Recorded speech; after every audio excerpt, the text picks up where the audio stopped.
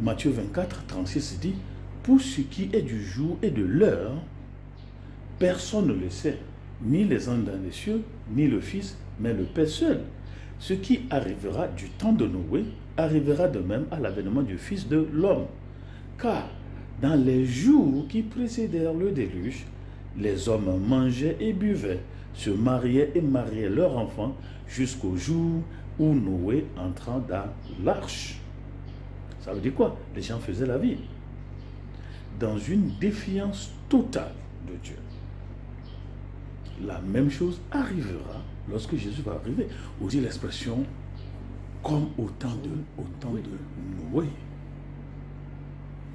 Pourquoi est-ce que Jésus a-t-il utilisé ce symbolisme pour avertir les gens?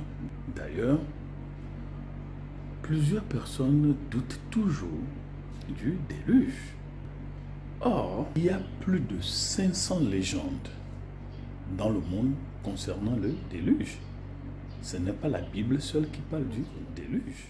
Donc, 35 légendes du déluge. Les 35 sur 35 parlent d'un déluge mondial. 18 sur 35 disent que c'est Dieu qui a envoyé le déluge. 17 sur 35 disent que c'est Dieu a premièrement averti l'humanité. 35 sur 35 disent qu'il y a eu un petit nombre de survivants. 24 sur 35 disent qu'il y a eu des animaux épargnés. Il y a même une légende tanzanienne, très proche de celle de la Tanzanie. La légende du déluge nous dit que Dieu a dit à 2 personnes de monter dans un bateau, de prendre assez de semences et assez des animaux, que l'eau va éventuellement couvrir toutes les montagnes.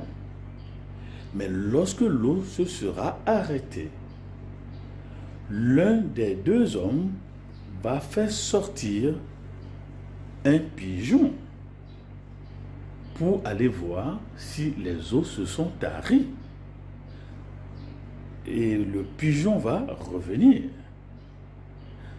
Et après ça, il faut qu'il lance aussi un corbeau. Et le corbeau n'est pas revenu. Donc les gens ont quitté le bateau, ils ont pris les animaux et les semences avec eux. Ça, c'est une légende du sud-ouest de la Tanzanie concernant le déluge. On nous dit aussi que cette histoire de déluge a été découverte par Solon dans notre Égypte antique. On nous dit aussi que Noé aurait vécu en Afrique. Si nous prenons le nom Bornou, vous avez Bara plus Nuhu, qui veut dire la mère de Nuhu, qui veut dire Noé en islam. Donc Bara Nuhu, c'est la combinaison de 2 mots arabes, Bahr, qui veut dire la mer, et Nuhu, qui veut dire le prophète Nuhu, alayhi salam. Le fleuve ou lac Borno serait la contraction de Bahra Nuhu, c'est-à-dire la mer de Noé. Ça, c'est les musulmans qui le disent. Donc, aujourd'hui, les Kanouris, les gens de Kanem-Borno, disent la même histoire. Est-ce que le déluge serait une invention? Non. Borno le dit, l'Égypte le dit, Tanzanie le dit. Dit l'expression comme au temps de Noé. Matthieu 24, 36 dit, pour ce qui est du jour et de l'heure, personne ne le sait, ni les anges dans les cieux, ni le Fils, mais le Père seul.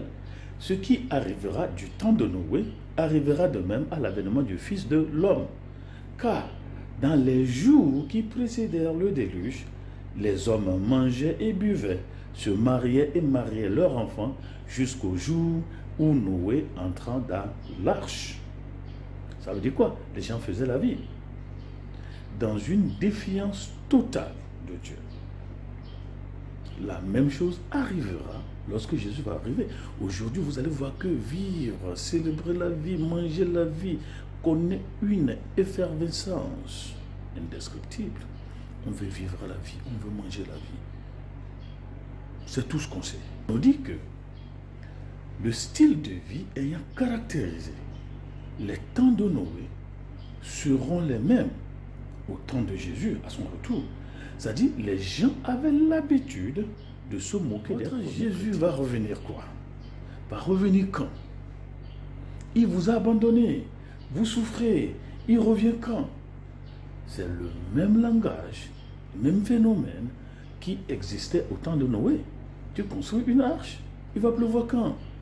Il va pleuvoir quand? Donc, c'est le même moment de dire aux chrétiens qui se disent, moi je suis fatigué de ces affaires de Jésus. Autant faire ce que je veuille. Il y a des chrétiens qui disent ça. Alors, ils ne sont pas différents de ce que les gens disaient au temps de Noé. Une étude de Matthieu 24 montre simplement que le monde où la vie est devenu deux choses. Plaisir par le manger ou plaisir par le sexe, sans loi ni limite. C'est ce que ça veut dire. Le monde où la vie est devenue le plaisir. Par le manger, plaisir par le sexe, sans aucune loi. Donc vous avez cet épicurisme, le plaisir en l'absence aucune de douleur. Donc on veut le sexisme sans contrainte. Nous voulons être tous libres parce que nous ne voulons plus être fidèles. Donc il y a aussi la virginité qui a disparu. Donc il y a une violence généralisée, comme on l'a vu dans Genèse chapitre 6, le verset 5.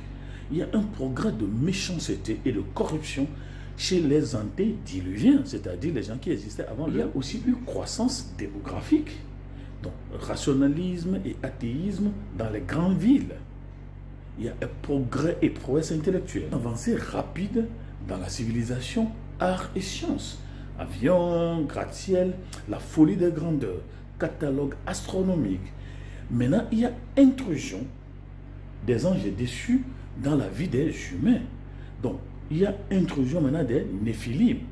Aujourd'hui, vous allez voir qu'il y a une course effrénée contre le pouvoir, les puissances, les rencontres extrasensorielles, les rencontres des esprits, des monstres, des démons.